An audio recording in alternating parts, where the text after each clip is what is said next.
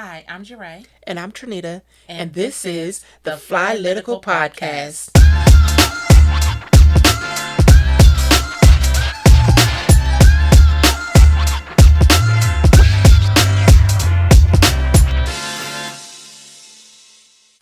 Hi, Trinita. Hi, Jeray. How are you? I am hurt.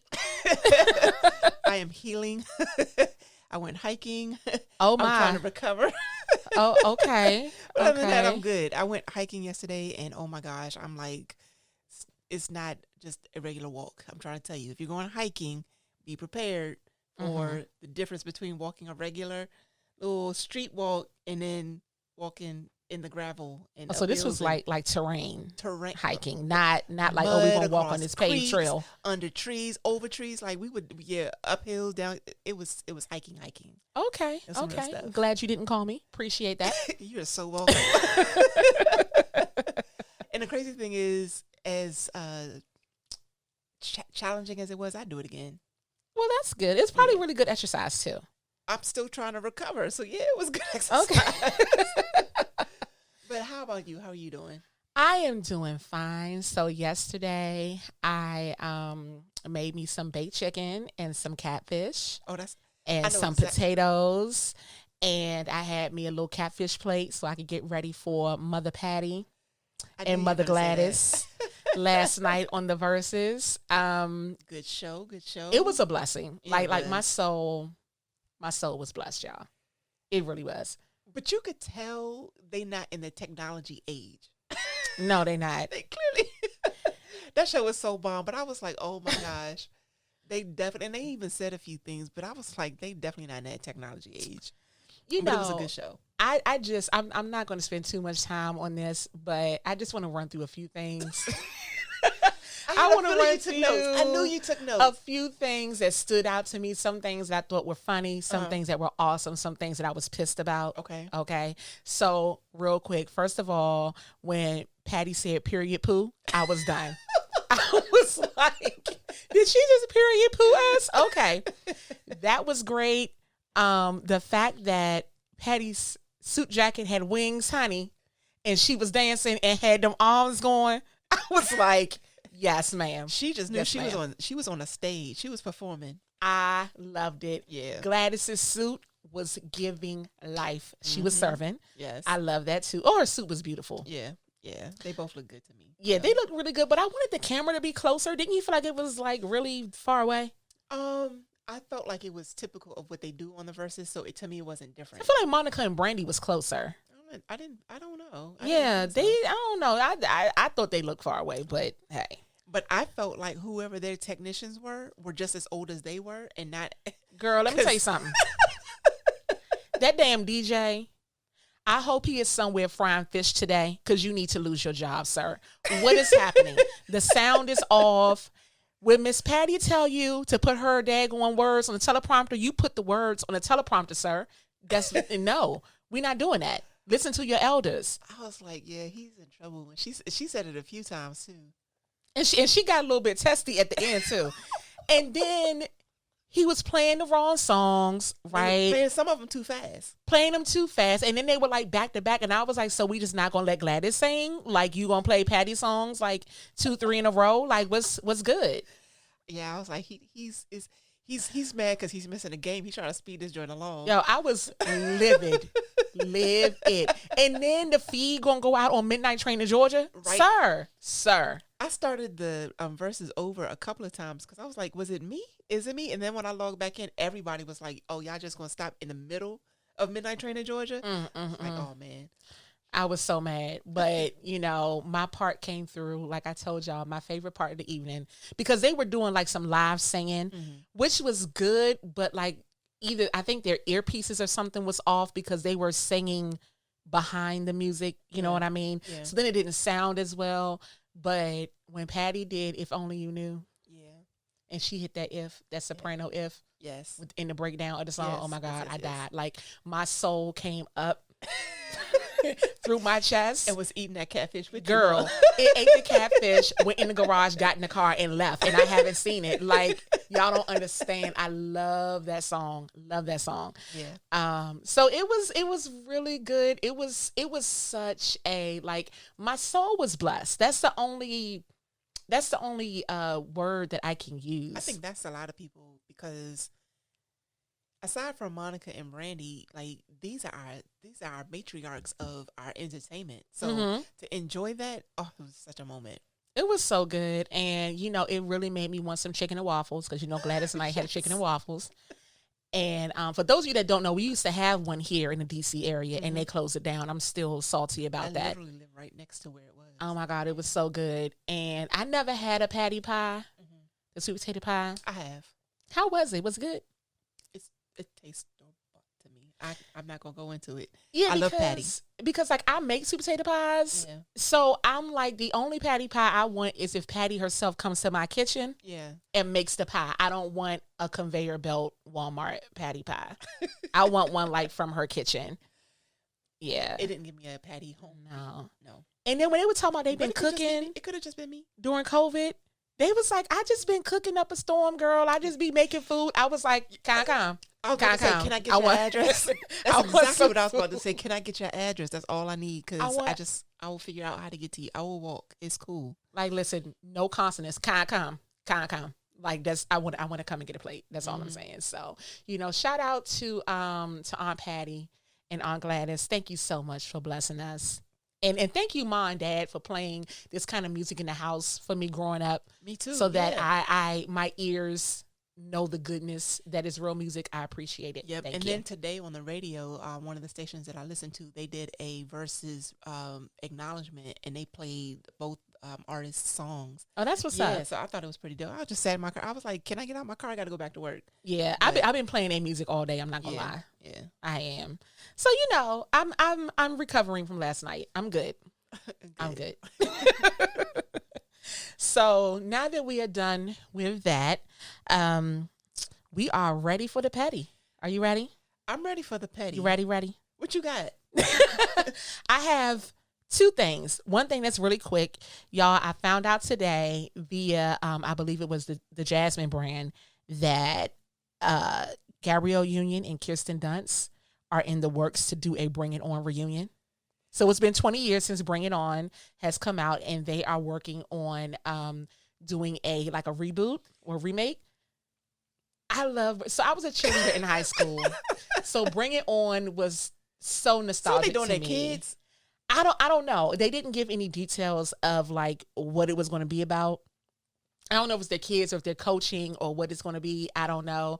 But I love that movie. Like the Compton Clovers, like, come on now. Yeah, but iconic. The movie itself was cute, and it was definitely cool when I was that age and could enjoy it. And it was never not a good movie, right? So that's fine. But don't you think that type of movie is overdone? Like it's over and over and over again, like the competition and all that type of stuff. It's like, I mean, you can almost pick any movie, and I don't know. I guess I'm sympathetic to it because, I don't know. I would totally watch it just for nostalgia thing. They had a few different versions of Bring It On, right? Yeah, that wasn't even the first one, was it? No, that was the first one. It was the first one? Yeah, that was the first one. And I think that was the only one that was like in the box office. Okay. The rest of them was like straight to DVD or whatever. Okay. Those were like okay, but none better than the original. The first one with those two. I mean, I love Gab Union, so I can rock with it just because I love her as an artist, as an entertainer. Yeah, so it was good. I used to know the moves, but I'm not gonna do them. One day, I want to see you. Burr, it's cold in here. It must be some clovers in the atmosphere. Oh, gosh. I said burr. Okay. So anyway. Anyway, so shut up, Trini. Hold up. I gotta get my composure back. That was funny. Oh gosh. Anyway, so on to other news real quick. So Jussie Smollett. Yeah. He did a interview with Mark Lamont Hill on IG Live the other day. And so basically he was saying that he's kind of trying to break his silence after, the incident with him, being robbed, air quotes, about 2 years ago, but kind of not breaking his silence because he's still in a legal battle. Yeah. So his attorneys are telling him you can't really talk about it. But basically what he's saying is that there's video footage of the alleged incident, and which supposedly accompanies the videos released by Chicago PD, but noted that the video cuts off right before the incident happens. Mm-hmm. And so he's saying, I didn't cut the tape, so who cut the tape? Right. He's also saying that there are 2 other witnesses that said that they saw white men, but those witnesses have not been identified or have not been put out there in the media, and the media's not reporting who they are.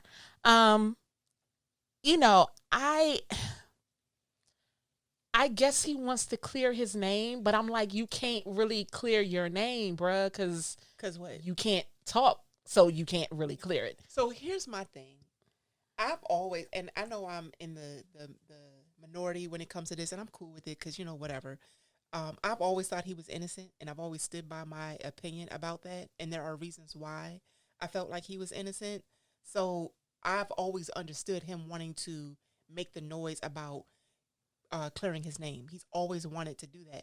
And I feel like a guilty person wouldn't want that much attention on something that would prove their guilt. You understand what I'm saying? Mm-hmm. And that's just my thought. I have a lot of history and experience with a legal background.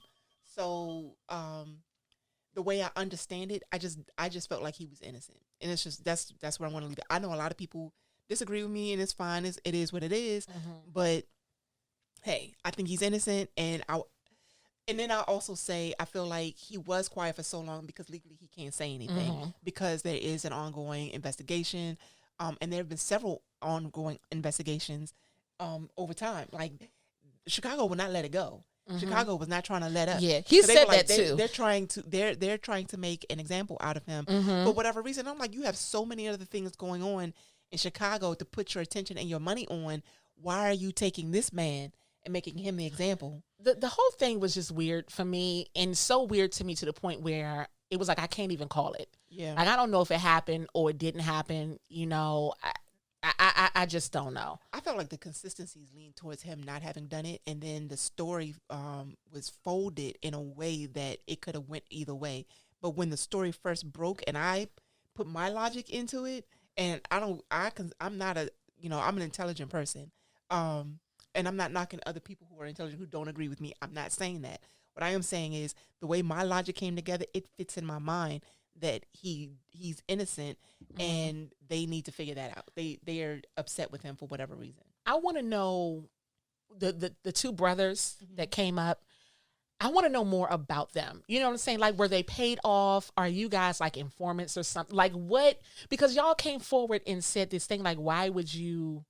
It just doesn't make sense to me. I don't know. I'm going to wait until Jussie gets out of this legal battle, and hopefully he can say they messed up. Like they what he needs to say or what they need to say. Here's my problem. They're so aggressively pursuing this, and they're so angry and so hostile. And I'm talking about the police department. And I feel like if he's innocent and they're coming for him because they're angry because his story made them look stupid. Like, listen, Chicago's police department have a lot of stories that make them look dumb. It's just they're just not a really good police department. It's just what it is. Mm-hmm. His story, I don't know. I just feel like I don't even know what to say. Like I don't know what to say. I don't know who those 2 guys were if they're not who they say they were, because like you said, they started to it was so many inconsistencies in their story that I couldn't make them make sense to me. Did you think what did you think? Did you think he was innocent? Did you think he was guilty? Like I said, I couldn't even call it. I didn't know. I really left it as I was one of them people that was like, you know what? He could be innocent or he could be guilty. Stranger things have happened. I just didn't know. I've been told that they thought I had somebody tell me that I thought he was innocent because I'm a fan of him as an actor. And I'm like, I turned on R. Kelly and Bill Cosby. So that's not it at all. I was true fans of them, and who I think they were, I don't like that. I mean, I'm not even gonna lie. I was less of a Jussie Smollett fan and more of a Jamal Lyon fan. I mean, I know that's his character, but what I'm saying is, like, I wasn't like a stand for Jussie Smollett. Like, I did. I liked him. I thought he was a good guy. I liked him. I love his sister Janae Smollett. You know, so fan of hers though. Yeah, just because I think her body of work. But I've seen was him more. But I've seen him in other things, and I liked who I thought he was. So, and I still do. So, yeah, I'm supportive. Yeah, I just don't think I think he's innocent because I'm a fan. I'm gonna just say it like that. Listen, stay up, Jussie. Anyway, stay up. Keep your head up. Yeah. So, anyways, so my petty moment. We were just talking last week about reality TV, so I thought this would be interesting with Keeping Up with the Kardashians. They are, after 14 years, 20 seasons, they are finally shutting it down. And they're calling it quits. So I think there are 2 seasons left, and then they're going to end the show. The rumor is that they think that the Kardashian clan is planning on buying their own network. So that might be a reason, but I haven't seen any real story or saying any truth to that. I wouldn't be surprised. Whatever they're doing is mogul shit. Like, let's be clear. Like, whatever they're doing, I feel like they have a way forward after this. It's no way. They said that Chris made a comment saying that we're 20 seasons in. This is a good number to just stop and just be cool. But she's a thinker, and she's a big picture thinker. So I don't see her saying this is it and calling it quits. Oh yeah, Kris Jenner not about to give up that coin. Nope, not at all. Not at all. And I also heard the rumor that Kim Kardashian and her sister Kylie were the reasons why they wanted to end the show, because they were ready to end it. But I saw no real indication of that either. I thought that maybe I didn't know that they had 2 years left on the contract. I thought maybe they were ending it because of everything that was going on with Kim and Kanye, and so maybe she didn't want, I thought that had something to be a focus of the show, or you know what I'm saying? Because he's already not really on the show a lot anyway. I haven't watched Keeping Up with the Kardashian in some years now. It used to be a guilty pleasure of mine some years back, but I watch reruns, but I don't watch the current episode. Yeah, I thought that she didn't want to do it because of what was going on with Kanye, but if they have 2 seasons left, then probably not. Yeah. I don't know how the contract was written. I don't know if they penciled in 2 more seasons, or if it really was the end of this contract and they're like, we're just not going to re-up. I have no idea how that's working, but I'm interested to see how it plays out. I do want to see what happens. One, because as much as people don't like the Kardashians, you can't say that they didn't have an impact on the culture, or they're not impacted by the culture. Even if it just comes from, do you remember, this is one of the things I thought, do you remember when Kim wore the braids and they tried to say that she invented the boxer braids, child? I was like, are you serious? Please. As far back as we know Black people, from going back to Africa, like, we Black men and women with our dreads, our braids, that's us. So whatever. Anyways, Kim, you didn't do that. Lord have mercy. I hope you make it out in law, but you didn't do that. It's just what it is. Anyways, guys, we have to go and make a few dollars, so we will be right back.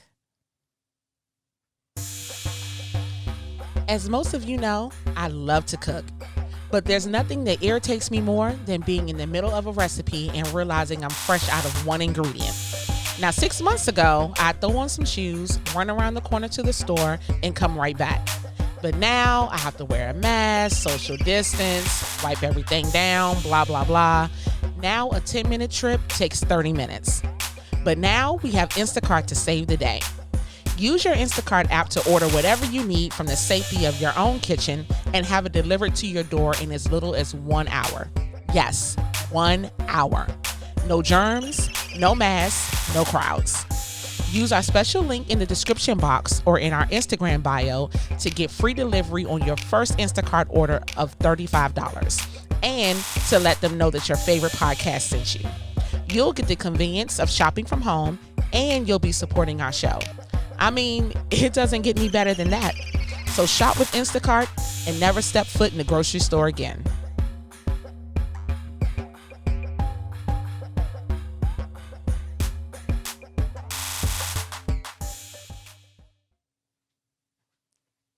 So we are back, and I am pleased to welcome our guest today, Ayanna Roberts, financial strategist and real estate agent with Keller Williams Realty. Welcome, Ayanna. Thank you. Welcome. Thanks for having me. Yes. Thank you for joining us. So today, you guys, we're going to be talking about financial literacy and financial freedom and credit and all that kind of stuff. So before we kind of get into that, Ayanna, tell us what got you interested in finance and real estate and how those two professions kind of, service one another. Yeah. Well, it all started when I wanted to buy a house. I met a guy in a class that I was taking. It was actually statistics, and he ended up being the tutor for the entire class. Mm-hmm. Unbeknownst to me, he was a real estate agent. We ended up having a conversation. I was like, hey, I want to buy a house. And he's like, I'm your realtor. And I'm like, really? Oh, that's what's up. Okay. So, he told you. Yeah, he's like, I'm your realtor. I'm like, okay. So once, we started going through the tutoring sessions, afterwards, he would ask me questions. And kind of like, what's your credit like? And I'm like, I don't know. He's like, so how do you know that you want to buy a house? I'm like, that's just the thing. My mother told me that I needed to buy a house. So that's what I need to do. And so we started talking, and he's like, well, how do you know how much you qualify for? And I'm like, I don't know. It's just all these questions. And at the time, I think I was maybe about 29 because I bought my first house when I was 30. Mm-hmm. So, I was 29, and I'm like, I'm 29 and I don't know. All these questions that he's asking me, I just don't know. Right. So he put me in contact with a lender, and it was really scary. And it was kind of like, what's your credit like? And I'm like, it's bad. I filed for bankruptcy, it's bad, and there was always the myth, if you file for bankruptcy, you'll never be able to qualify for anything. Mm-hmm. And so I had all of these scary moments, when I came to him, it was like, I don't know what I'm doing, but I'm just going to follow your lead. So he's like, don't worry. I'm going to put you in contact with the lender. I'm going to help you. We're going to put you on track. You're going to be able to qualify for a house. About 6 to 8 months later, after talking to the lender put me on track with everything that I needed to do. Mm-hmm. And I qualified for the house that I currently own right now. Okay. Oh, wow. I've been in the house for 10 years. That's what got me started on just being curious about finances. What got me curious about being a real estate agent was him. Mm-hmm. We had a very great experience as me being his client and him being my realtor. But the one thing that I didn't know was what the entire process entailed. Okay. Purchasing a home can be very scary.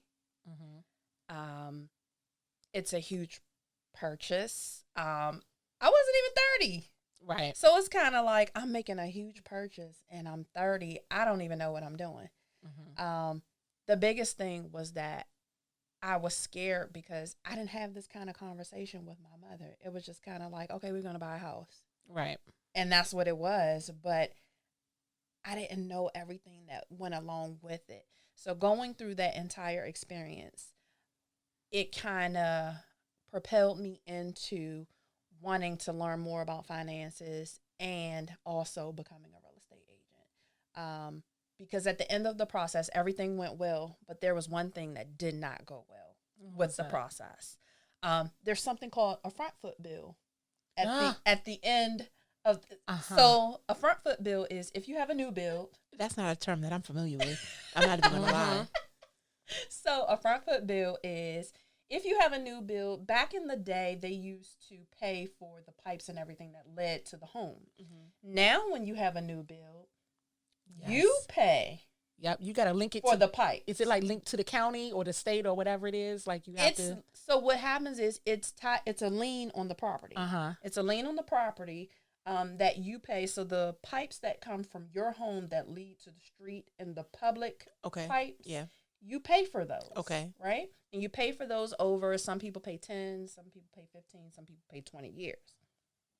If you sell your home, you're supposed to disclose that you have a front foot lien on your property. Front foot lien. It's called a front foot bill. Okay. Right? So when I got it, I'm like, no, wait, the water bill was paid before I got here. we talked about that at the table. Mm-hmm. They were like, no, this is for the pipes. So it's the pipe bill, and then it's the water in the pipe bill. It's basically Two the pipes that the water flow through. Mm-hmm. Oh, man. Right? So when I called the company, they were like, yeah, so it's about $18,000. And I'm like, wait a minute. Wait a minute. So they're like, it's my gosh. It's $800 a year over the span of, so when I purchased my home was only 5 years old. Okay. Right? So now I'm 15 years in, and it's pretty much almost paid for, right? But back then I didn't know after settlement that I could have gone back to the settlement table and the sellers would have had to absorb that cost. Wow. Okay. Because it was not disclosed during the transaction. Are you still friends with your realtor? Because I feel like he should have told you this. I haven't talked to him in a while. I don't know if he still exists, if he's still living. I don't know. Yeah, we done had a conversation. But that's what got me into thinking, you know what? It's just that one small thing. If he had told me, hey, if anything comes up after the transaction, let me know, we can get it taken care of, right? So I wouldn't have had an $18,000 bill that I'm paying $800 a month for. I mean, $800 a year, you know? That would have been on them, not on me. So that was that one part of the process. The other thing is, at 29, 30, I'm just signing papers and I don't even know what I'm signing. Yeah. You know? Yeah. I'm just signing, and I don't even know what I'm signing. I'm just like, I'm getting a house. Right. So those are the things that drove me to want to be more educated about finances and being more educated about purchasing property. You know, because those are things that we don't talk about in our communities. That is true. That is very true. You know, we didn't talk about that at the dinner table. We sure didn't. Not in depth like that. Like, you just knew when you get older, you're supposed to buy a house. You know, you're supposed to pay bills. You know, your parents pay bills. Yeah, I mean, you know that. But yeah, no one had in-depth conversations about investing and the importance of buying not only the property that you live in, but like investment properties and stuff like that. We didn't have those conversations, you know, and it's not really a fault to our parents. Just, you know, they did the best that they could with what they had. And, you know, that's where we are. Yeah. Unfortunately, you know, but I think at this point, the biggest thing is not repeating that pattern with our children, our nieces, our nephews, our grandchildren, whatever, and kind of breaking that cycle. And it's also understanding that when people understand money, there's a different type of behavior than just, I think we talked about this before. It's a different type of behavior than just spending it however you want to. You literally have to act a certain way, and there's a discipline that comes with that. So my question to you is, how do you put discipline how do you attach discipline to your financial decisions? Wow. So I started by getting a mentor. Started putting myself in some rooms that were uncomfortable. I started having conversations with people, you know, asking them, how did you become successful? Right. What does money management look like for you? They were difficult conversations because the conversations we were having, I was embarrassed. I had filed bankruptcy. I had gone through a divorce. I'm robbing Peter to pay Paul. I'm floating some utility bills and things like that. And even though I was able to get a house, I still fell back into that a little bit once I was already in my home, right? But I had a really good girlfriend. You know, she was like, listen, I want you to win. And she was like, if you're going to win, we need to start getting into some rooms with some people that can teach you how to manage your finances. Right. And it's going to be a little uncomfortable. You're going to feel like you don't measure up, but don't feel like that. So this happened before you went into real estate or after? This is before real estate, but after the purchase of my home. Okay. Okay. It was before real estate, after the purchase of my home. And so it got really uncomfortable. When I say really uncomfortable, you know how, like, you know, we are of the mindset, like, I have to be in a room with people that, you know, are on my level. I don't believe that. You know, I mean, I don't. Growing up, it was kind of like you need to be in a room with people that are on your level, and sometimes when people were above your level, some people play into that. You know, you have to be on other people's level, and so you got to fake it till you make it. But the problem is when you fake it till you make it. When you fake it till you make it, you tend to get yourself in a lot of financial trouble. You need to be able to be comfortable in the room with the people that are at a higher level than you and be okay with what your status is. We see that a lot in entertainment industry because they put on TV that they have all this stuff and then they going home to apartments. We don't realize that this is a facade. And here we have real life people who are trying to live up to an image that these people aren't even living up to. Exactly. And you have to be willing to be teachable. Yeah. You know, that's the other problem with, especially financially, faking it till you making it. Yeah. You know, I need to go into this room with people and be like, listen, I'm trying to be like y'all. Right. You know, my stuff is tore up from the flow up. Help me. Right. Help me get to where you are and be willing to learn. Yeah. Right. You know, so I definitely understand that. But talking about your finances and credit is messy. It's embarrassing. Yeah. It's cringy. I'm being honest with you. It's cringy whether you're having them with people you know, whether it's your spouse, significant other, your friends, even going to the bank and applying for a loan. I get cringy applying for loans online. And it's just me and the iPad. Yeah. They be like Social Security number. You be like, especially in the African American culture, or in the African American community, because we understand what it means to be rejected when it comes to wanting money, because we here know a lot, you know, and we also get discouraged because we're Black. We're like, we expect it. So we get, especially when we have bad credit, we have bankruptcies, we've had errors in our history when it comes to finances. So we feel like we get judged by that. We get judged in other spaces. So the place where we're supposed to be successful and we're not, because we don't know how to ask the questions or we don't know what questions to ask, it becomes really scary. And we expect no. So we become discouraged and don't even look for those opportunities. I'm starting to see now a lot more Black people are buying homes and things like that. But there was a time, you know, it was not happening. We didn't expect it to happen. Yeah. It wasn't a thing. And one of the things that I like to teach people is that, you know, in the real estate world, you're probably better off purchasing than renting. Some clients are paying more in rent than I am paying in mortgage. And they have a smaller space. They actually have a smaller space than what I have in a home that I purchased. Oh, I see what you're saying. Yeah. Rental, and not only that, rental fees are going up. Yeah. Rental fees are going up. Yeah. Because I'm thinking that if I'm mortgaging a home, if I'm paying mortgage on a home and then I rent it out, I'm going to charge more for rent than I am for my mortgage. So that way I can cover my bills. Right. Right. So but the golden rule is if you're not making at least $500 on a rental, it's not even worth doing it. Yeah. And on top of that, which means that it's at minimum $500 more than the value of the home is actually. Than what the mortgage is. Right. Right.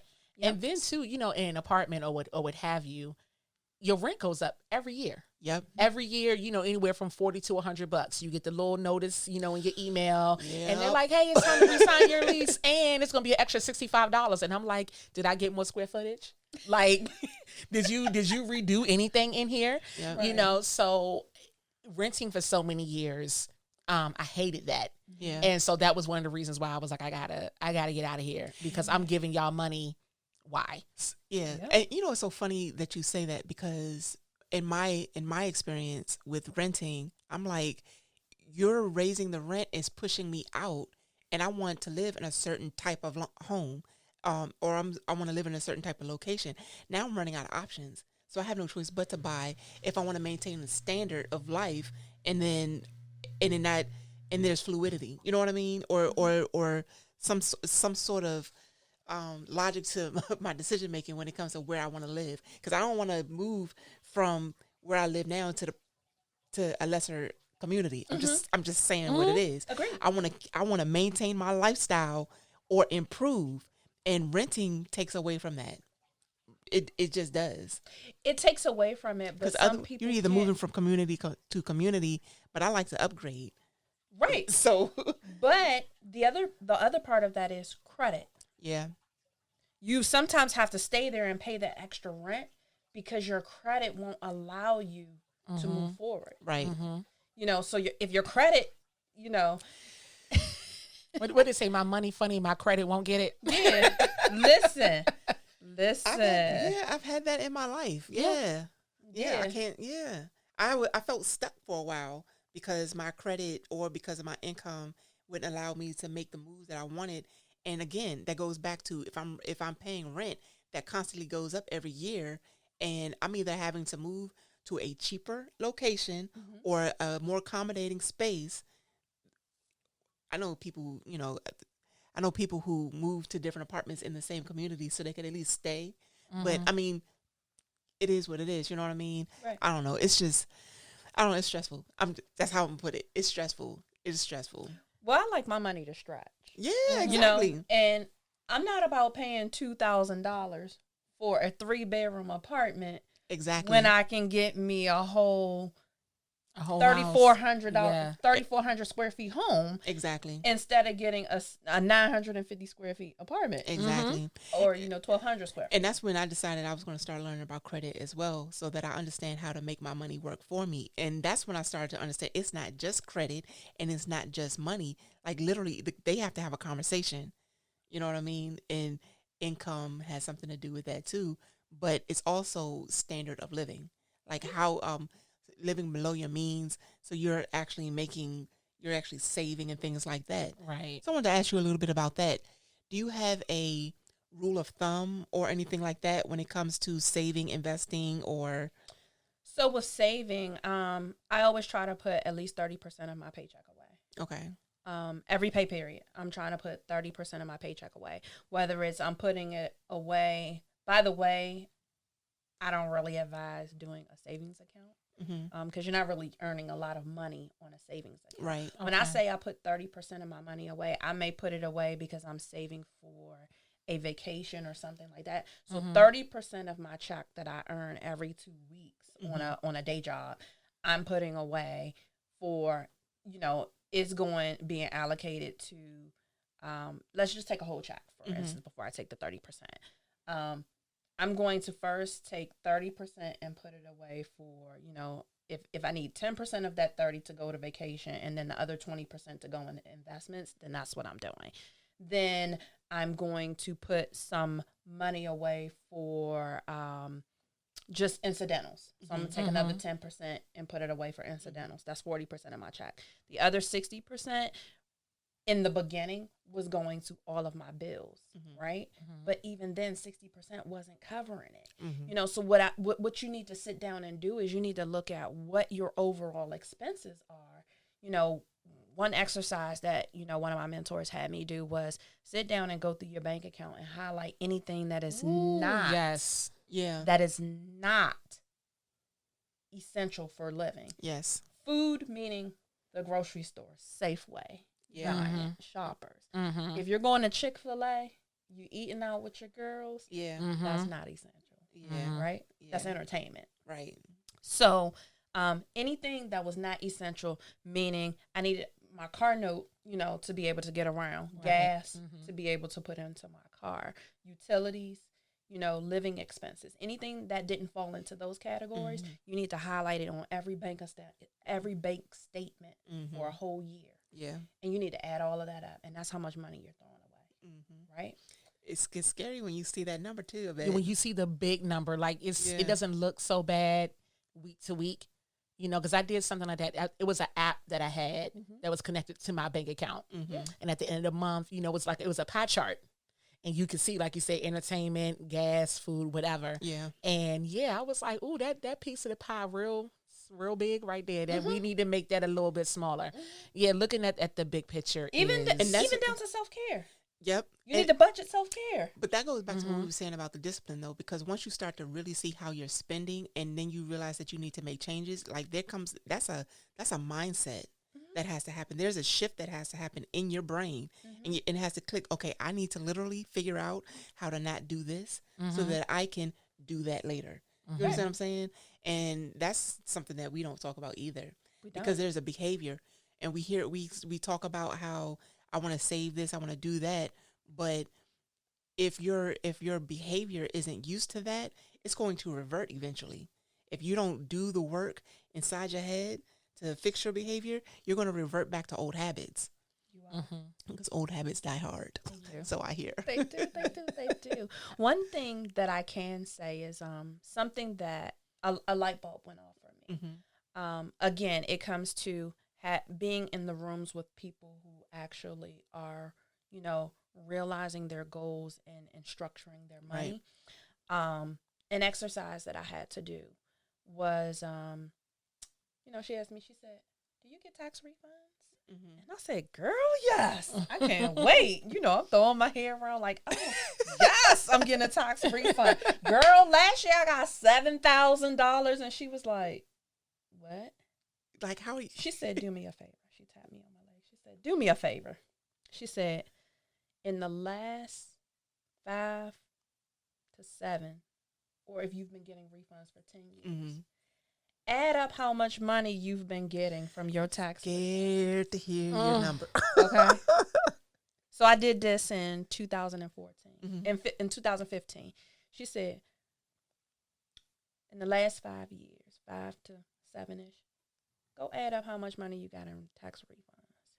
So I went back and I said, from 2007 to 2014, I went and calculated. And, my girlfriend teased me all the time because she's like, "You always on the calculator.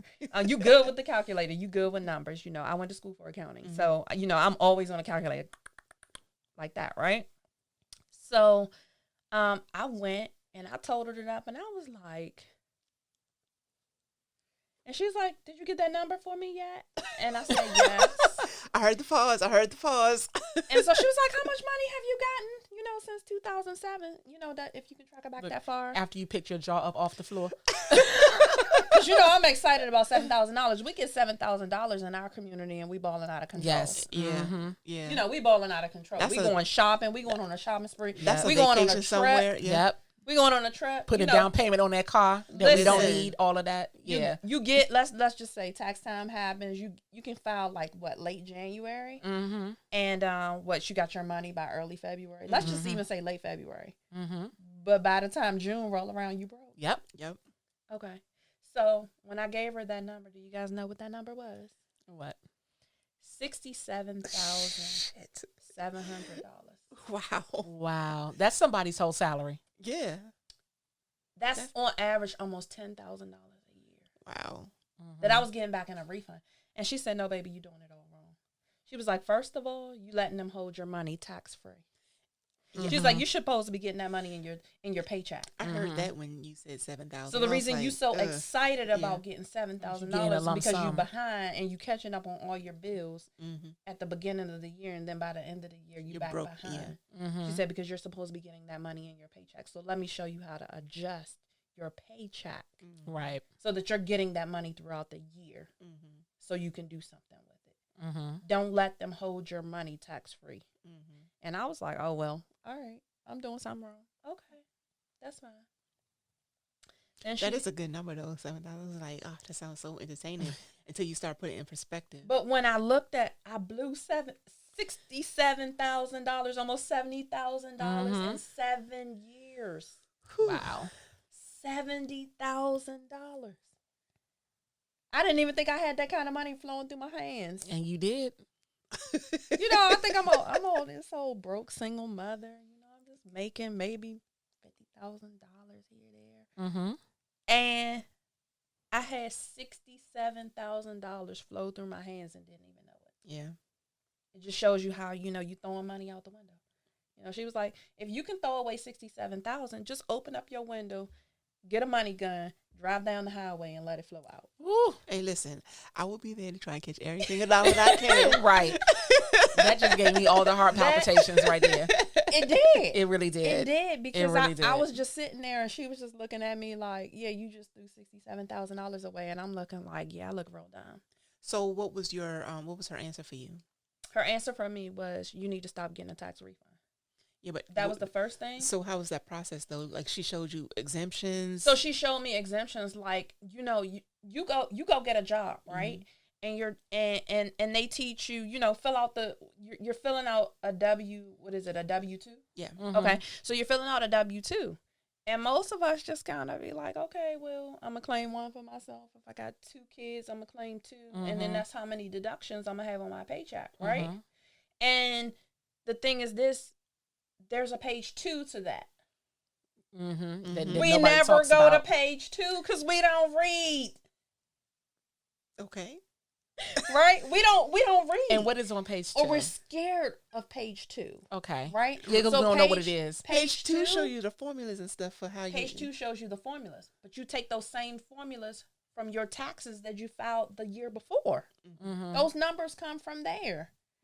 It gets more complicated, but HR is not going to tell you how to fill that out. Because HR doesn't want to be responsible for your tax implications. Right. So they're not going to tell you. The other side of that too is sometimes I think they may not even actually know. They don't. Yeah. They don't know. Listen. They don't know. Yeah. So that was the first thing she showed me was how to get more money in my paycheck, right? So that now that extra money that I'm getting in my paycheck, you're not spending that. Right. You're going to pay these bills off, right? So then, she's like, how much debt do you have? So I'm kind of adding up, just like credit card debt. She was like, let's just start with credit card debt. And I was like, yeah, I got like $8,500 worth of debt. And she's like, how long you been paying on that? And I'm like, about that same 7 years. Every month. 7 like years. Clockwork. She was like, so how much your $8,500 costing you? And I'm like,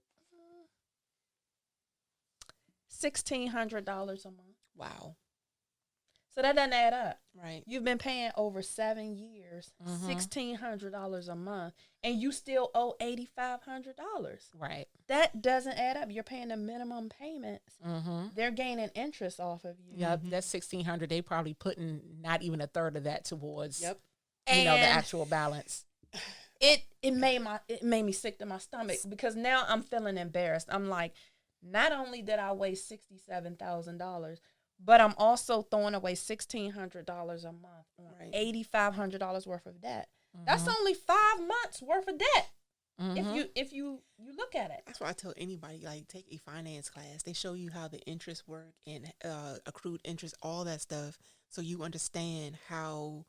And I took it in grad school, but I took it for career purposes. But they show you how to do it in terms of buying a house, in terms of you handling your credit cards, in terms of buying a car, and any interest accruing possession that you purchase. So when I took that and I saw how it looked, and I was using numbers that weren't mine. It was stressful. And I was like, it's math involved, but gosh, it's worth it to know it so that you can keep yourself smarter than your next dollar, so that you can manage it better. You're right, but they reel us in, because you see that you see that that commercial where they're saying 2.5 interest rate, 0% down. When you go get that car, right? Right. But then you go and you put your social security number in. Yeah, when we and don't they qualify pull your for credit, that. and you don't qualify for that, but you don't want to get up and leave that dealership without that car. Right. Right. So we leave that dealership paying 24% interest. Well, we won't even talk about the commercials that specifically, like if you notice, they target us on the Black radio stations around tax time. We'll process your tax refund for you. Use your tax refund to put down on your car. Like you literally walk in with your W-2 and they will use your refund. You know what I'm saying? I don't hear that. Sure you do hear that around tax season. I don't. But listen. Do you hear that on the soft rock stations? No, you don't. I don't listen to the soft rock. I don't know. I mean, I do sometimes, Judge Mother. But I'm just saying, they don't play that. Yeah. They don't advertise on those stations. Like they don't. Because they expect the conversation at the dinner table to be a little bit different, so they're not that audience. They know who's not having the conversation. People without money aren't having the conversation because they don't know what needs to be said. Like Eastern Motors, your job is your credit. They not advertising on those other stations. I mean, they're just not. And I mean, that is a larger conversation that we probably need to have at some point. But you're absolutely right. Like we have to take responsibility, whether it's taking a class or talking to people like you or finding mentor groups or whatever, so that we can get ourselves together to break the cycle, because we were talking before about generational wealth, and again, another conversation. But we have to build that. Yeah. Otherwise, our kids going to be sitting around here at 25 and 30 years old looking just like us. And I know I don't want that. Yeah. I don't. That's a conversation that I have all the time with my children. Yeah. You know, I started incorporating that at the dinner table. Mm-hmm. You know, but first we have to start at the dinner table. Yeah. Right? We got to eat at the dinner table. Right. Yeah. So speaking of that, do you have any tips or strategies for teens and college students, either for them or for us as adults, parents, whatever, on how to talk to them or teach them about money and finance while they're in high school and college? Well, I have several worksheets like that I work through that my mentor worked through with me. One of them is called A Bloody Mess, right? Mm-hmm. So it was basically teaching them about interest. Okay. You know, basically writing out a spreadsheet on, you know, if I gave you $500, but then you paid me back $1,500, I made $1,000 off of you, off your $500. Mm-hmm. You know, teaching them that kind of thing so that you can teach them how borrowing works.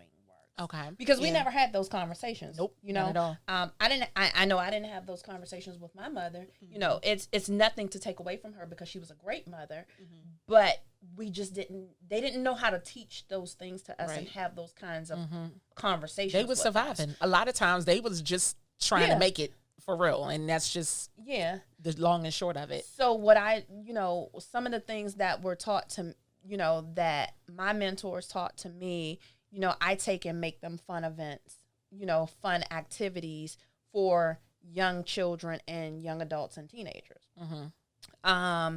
You know, just kind of challenging them. Hey, listen, if you can save, you know, one of the things, you know, I challenge my son is, you know, if he asks me for something that costs $500, I'm like, hey, listen, how fast can you save $250? If you save $250, I'll loan you $250. And he's like, loan me $250. I'm like, yeah, loan you $250. If I loan you $250, I'm going to loan you $250 at this amount, and you've got to pay it back to me. Mm-hmm. Or if I give it to you, you have to save it just as fast as I'm saving it. Okay. You know, so I teach them to work, you know, how to earn the money and how fast they earn it and how fast it can go out the door. Yeah. So we do fun activities like that. But again, one of the Is it fun for them? It is. Well, it's fun for him because he wants it. I'm just saying, I don't know. You know the new what is it? The new PlayStation is coming out or something in January. And he's like, the 5. Can you buy it for me? And I'm like, listen, how much is it costing? Yeah. You know, how much is, you know, because I call it my investment. Right. What is my investment? Because if we're going to invest in this together, you know, I call it an investment, not how much I'm paying. Mm-hmm. We use terms like, you know, how much am I investing to help you gain this asset of yours, you know, and if it's going to be an asset, how is it going to help you generate more money? Because otherwise it's a liability. What was his answer for that? Yeah. And he was like, no, it's not a liability. And I'm like, no, is it earning you income? Is it gaining you interest? And he's like, no. I said, it's a liability. Mm-hmm. So my investment in your liability, what are you going to do for me? Mm-hmm. What can you do for me? So I'm like, hey, listen. So he has a T-shirt business. Mm-hmm. So I'm like, hey, listen, if you generate this amount of revenue from your T-shirt business, then I'll invest and give you the money. So investment, though, means that you're getting something in return. What's your return? So my return is that he's generating income from his T-shirt. So it motivates him to run his business. Okay. Right? Mm-hmm. I'll give you money to fund something that you want, but in return, you're generating revenue for yourself. And part of that revenue is going towards a scholarship fund. So you got to have those kinds of conversations, like if, then, and because.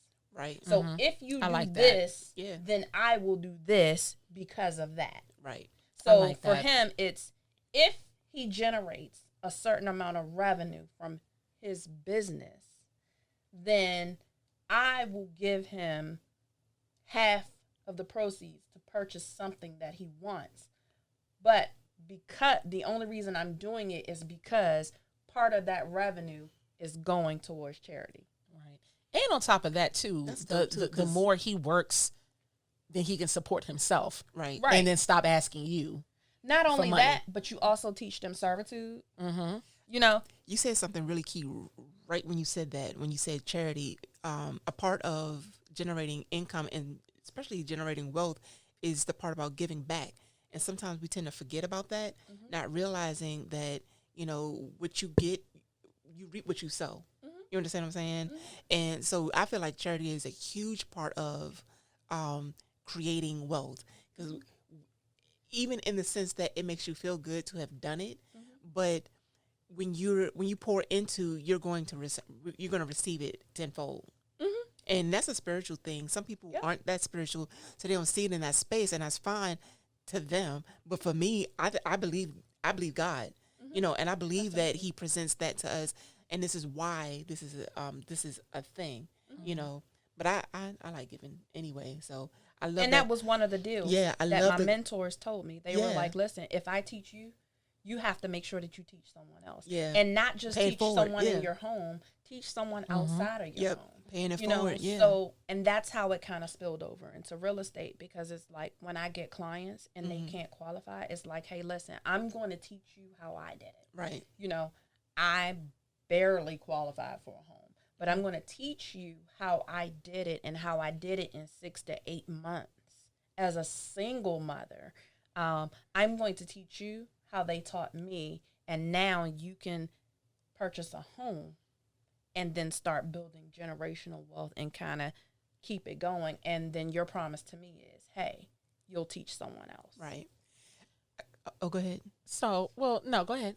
I don't want to change the subject, but I do want to touch on one little thing real quick, just to kind of tie it together.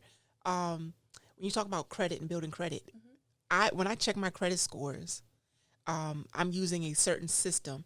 Can you talk about the difference between the Vantage score and the FICO score? So the Vantage score, lenders use, different lenders, depending on the product that you're purchasing, they use different scores. So when you're getting a mortgage loan, they'll use a different score than what a credit card company will use, right? So a lot of people look at Credit Karma and they say, oh, you know, my credit is 715 on Credit Karma. I'm like, take 50 points off of that. Yeah, that's what happened to us. We thought we was good, and they was like, aha. Yeah, take 50 points off of Credit Karma, because it's smoke and mirrors. Yeah. It's smoke and mirrors.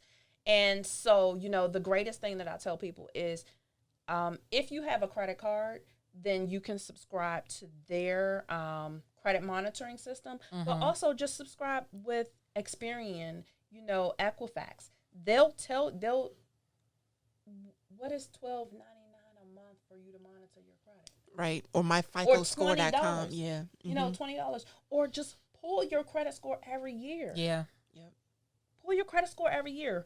What is it? Freecreditreport.com. Yep. Pull your credit score and see what it is every year.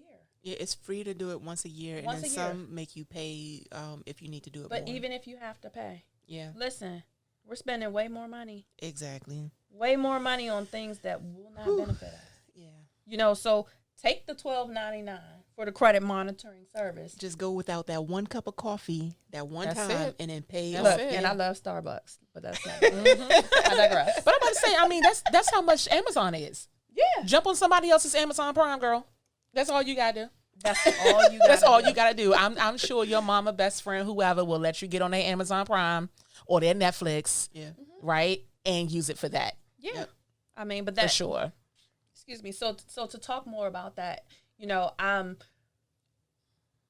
always tell them, you know, I used someone, everybody thinks that you can do it on your own, right? I can fix my credit on my own. I can do that for free. Well, if you could do it for free, you wouldn't be in the situation that you're in right now, right? Exactly. So just let somebody help you. Yeah. I went and got a finance coach. Yeah. I had a finance, and I was telling you about that before. I've had a finance coach for years because I needed.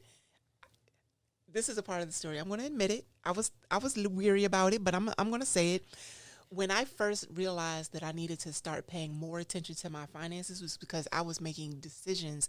First of all, I was at a space in my life where, one, I wanted more money. So I needed to figure out what I was doing with the money that I already had. I needed to be smarter about the decisions, because as I'm trying to progress my career and make more money, I had to figure out how I was going to live with what I had in the event that my career didn't change the way I wanted it to. I had to plan for the other scenario. What if I lost my job, which I've done a few times for one reason or another? Or what if my career didn't take off the way I wanted it to? Or what if I had a serious financial setback, meaning I had to put money somewhere really quick and I didn't have the resources? I had to figure those things out. So when I was in that space and I was making that realization, I was so bad to the point where, like, I was starting to understand credit too, but I didn't even like checking my bank account. You did that the first time I told you that. I didn't like it. I did check my bank account, but it was scary, and I would my heart would beat every single time because I'd be scared to see what was in there. And I'd be happy if it was more than what I put in my mind that I had, because then I know I was like, if this is what I have, then I can do this. So if I had more, I'm like, yes. But if I didn't, then I had to figure that out. I had to map it out a different way. So I decided I was going to go get me a finance coach, and he did a great job. But what he never did was told me how to spend my money. He taught me what happened when I spent my money. You understand what I'm saying? And to me, that was a mindset shift. It was different. So I started saving better. I started investing better. I started making different decisions for myself. And my confidence in myself in other parts of my life changed because I knew I was able to make decisions in the hardest part, which was, in my mind, my finances. You was walking different. That is Look, true. you walk a little change. different when you got a little change in your yeah, bank account. But it's not even just about having the change in my bank account. It's me knowing that I wasn't afraid of what I was going to do with that change that was in my bank account. Even if it was $5, I knew I was going to be smart about, because he gave me the courage to feel that way about myself. But it changes the way, like you said, being in that situation, you're not afraid to go to the mailbox, right? You're not getting envelopes with, the stamp on there. the stamp, or like the yellow envelope, or you're not afraid to answer the phone. Like, seriously, in the last 3 or 4 years, I answer my phone. I don't care who called. 1-800 number. I don't care. I answer hello. You know what I'm saying? But how many people don't answer? Because it's like, who that? Yeah. I don't know who that is. Right. Because you running from bill collectors. Yeah, you running from bill collectors. You, like you said, robbing Petey to pay Paul, and I don't know how I'm going to do this or whatever. When I hit the point where it kind of happened for me at the same time, I started paying more attention to my finances and credit at the same time I started making a lot more money. So I was blessed in that it happened at the same time. Yeah. So it was like, cool. It was like, I'm paying more attention and I can pay my bills and I got extra. Thank God that happened. But when it did, like you said, I felt more confident around my girlfriends that had more money or that were more established, because, I could go out to eat with them without either A, not going, B, ordering a salad, or C, going F it, ball out, and deal with the consequences later. Yeah. You know what I'm saying? And then I think, too, we were talking about, having like-minded friends. So, now, we all got bills and things we trying to do. Like, we're good, but, no, we doing girls' night at the house. Like, we might go out sometimes, but we don't have to go and spend, $100 and $200 on dinner and drinks and stuff. Because we got goals, we got houses to buy, kids to put through school, businesses to fund, and things like that. That's what we trying to do. That's what we about over here. The cool thing about that is we're not doing that because we're broke. It's to keep us from getting broke. Like, exactly. It's a mindset. Yep. Yeah, and I remember it took years before my transitions and the changes started happening for me. So I am still literally. I'm 41 and I'm still just getting used to the changes that are happening in my life in terms of finances. But my confidence in my capabilities changed. That's why my money changed. You understand what I'm saying? Like, everything changed when my mindset changed. I can't say that enough.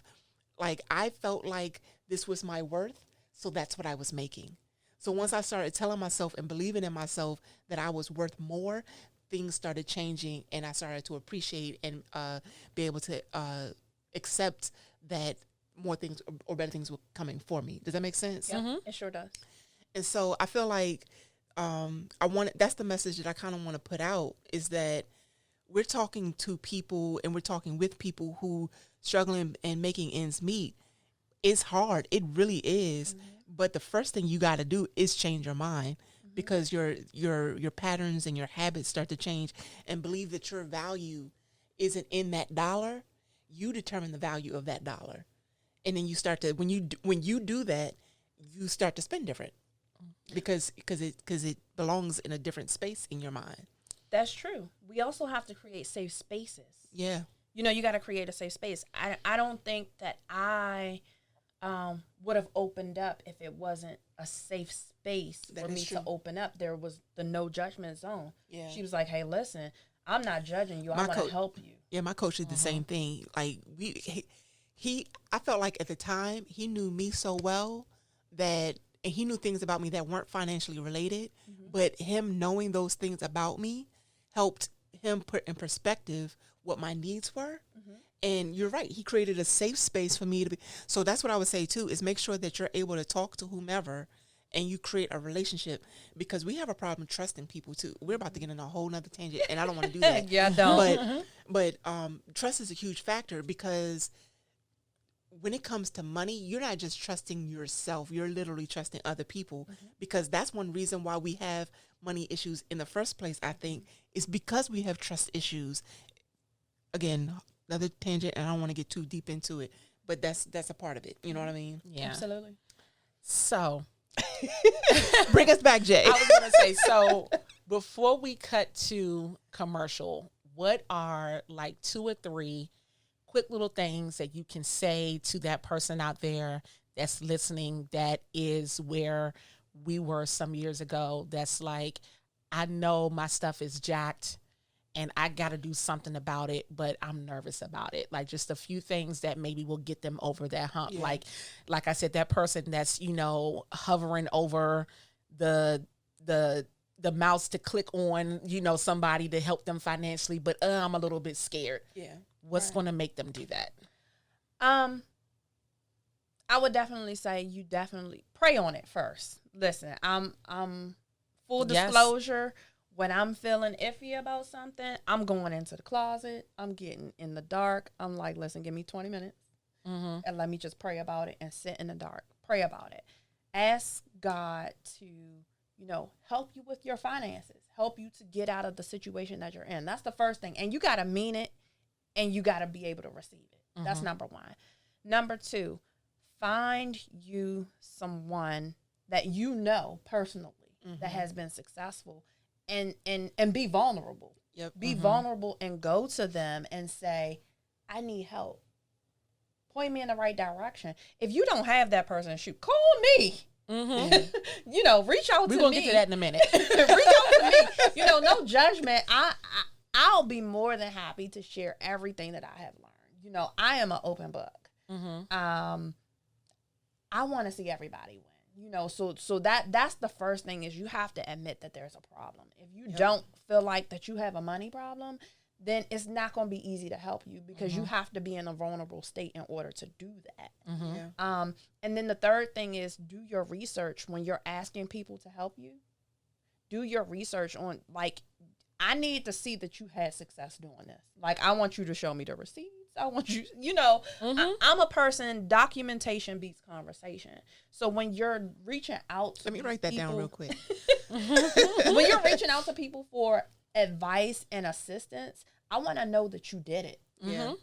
And I need you, I want you to show me the playbook. Like, one of my terms is run the play, right? I want you to show me the playbook that helped you get out of there. Those are my 3 takeaways that I took. Get a coach. Get a coach, a mentor, somebody that can hold you accountable. You need that goal partner. I'm like, hey, listen, I call my goal partner. I'm like, I'm about to make some real bad decisions. Real bad decisions. Help me out here. Like, get me back on track. I'm on the ledge. I'm about to jump. Right, pull me back. Reel me back in. Yeah. And you got to be trusting of that goal partner. So you got a goal partner and you got a coach, and somebody that you trust. And then you got God. There you go. Right. And so with those things, you should be able to come out of it. Is it going to be easy? No.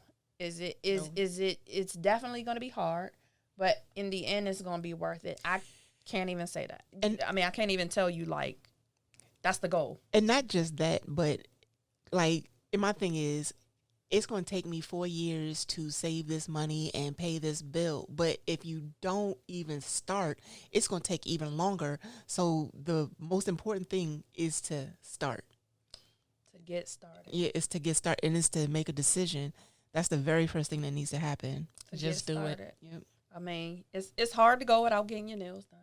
It's hard to go without getting your hair done. COVID showed that that's not really true. It's right. Get you some press-ons. There's some solutions out there. There are solutions out there. I would say, I love self-care. Yeah. Just don't do it. Like, if you can't do it every 2 weeks, do it once a month. Well, we had a conversation about that last season, and everybody thinks that self-care is going to go get an expensive massage. And it's not. Self-care can be making yourself some tea, sitting out on your porch, and reading a good book. Or just sitting in a quiet, empty room and doing nothing. It can be going for a drive with the windows down and the music open, So with all that being said, we hope that you'll stick around with us for a few minutes. Sure. And we're going to take a quick commercial break, and we'll be right back.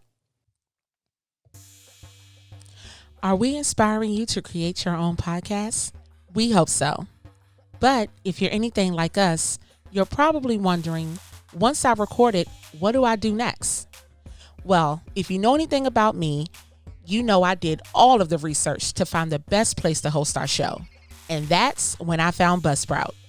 Once I checked them out, I knew that's who we had to use. The plans are super affordable, and it's literally a one-stop shop for new podcasters. The site makes it ridiculously easy to upload your shows to all of the major podcast apps like Apple, Spotify, and Google Podcasts. It's easy to check your streams and download stats, and they even give you your own dedicated website so people can listen to your podcast online. So, here's the tea. If you use the link in our Instagram bio or in the description box of the show to create a paid Buzzsprout account, you'll receive a $20 Amazon gift card, and you'll be supporting our show. So what are you waiting for? Start that podcast, sis, and join us and thousands of other podcasters who use Buzzsprout. We promise you won't regret it. Now, back to the show. I need a moment for a need a moment. So I told you earlier that I went hiking yesterday. And usually when I do something adventurous, I like to take a moment to reflect not only on the dope memories made, but also how the experience made me feel and think. This time I focused on perseverance. First, because I've been waiting all summer to find the right time and group to hike with, namely because I know people I know aren't that interested in hiking for real, which is fine, except I want to hike. So anyways, the second reason is because once I got into it, there was literally no way out but to go through it. We traveled several terrains, up and down hills, through mud, over creeks, through foliage, and some more stuff. We even thought we got lost for a moment, but we were good. We were very good. Side note, trust is a tricky thing. Sometimes we don't know that it's applicable until we experience the presence or lack thereof of the thing we are trusting for. Anyways, we were in a situation where even in its difficulty, giving up was not an option.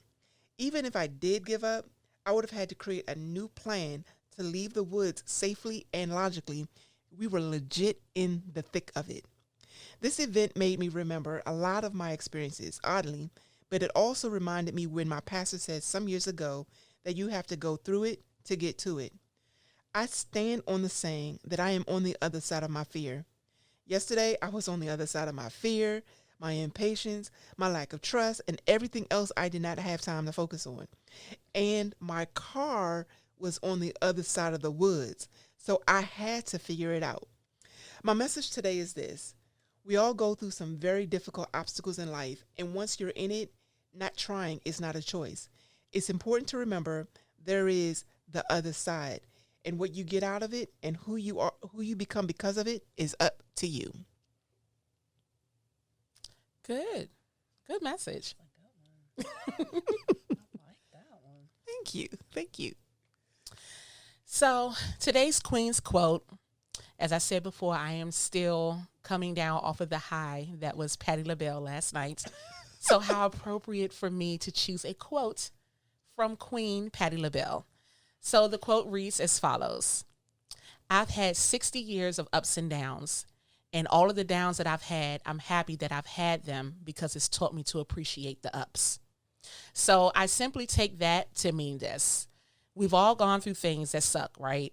Financial woes, career setbacks, loss of life, illness, etc.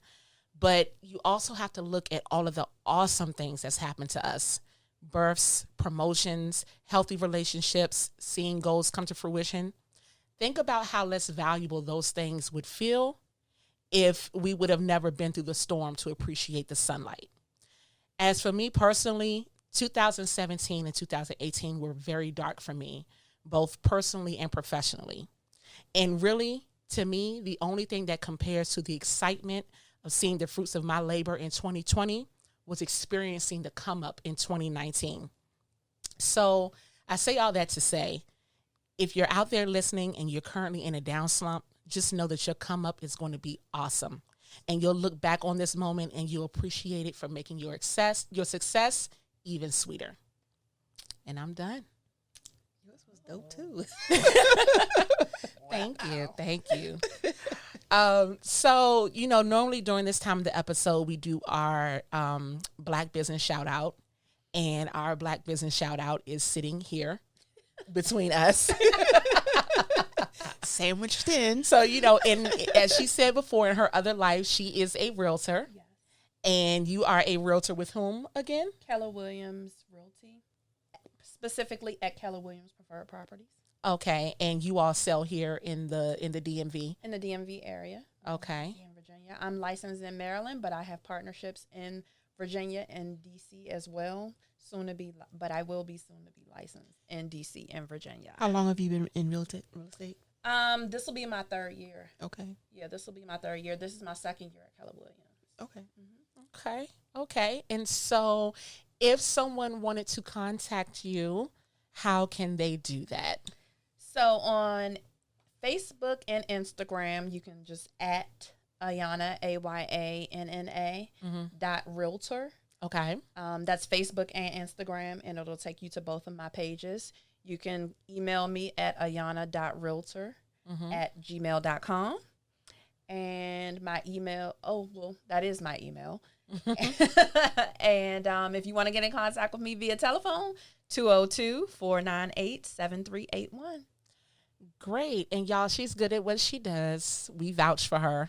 Yes, we do. Thank you. Ladies. So like we always say, we're not going to sing you nobody, that we don't trust, so definitely hit her up if you're in the market for a home. And you also do rentals. I mean, if someone was interested rentals, in that. I do buyers, I do sellers. I'm working with investors. My actual first client was an investor client. Okay. So yes, I do buyers, sellers, renters, investors.